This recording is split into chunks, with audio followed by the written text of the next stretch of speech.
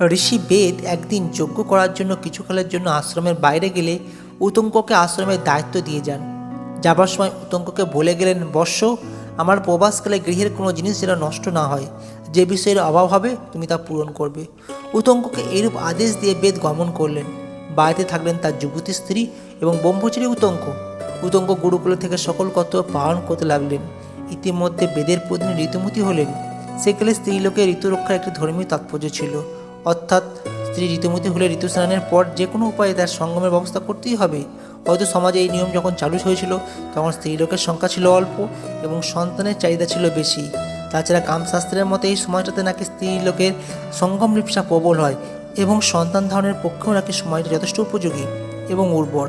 ফলে যেন তেন প্রকারেণ ঋতুস্নাতা স্ত্রীলোকের সঙ্গম ইচ্ছা পূরণ করাটা তখন ধর্মের তাৎপর্যে গ্রহণ করা হতো। আশ্রমের অন্যান্য উপাধ্যায়ের প্রতিনিধিরা উতঙ্ককে ডেকে বললেন, তোমার উপাধ্যায়নী ঋতুমতী হয়েছেন, এই সময় তোমার গুরু বাড়ি নেই।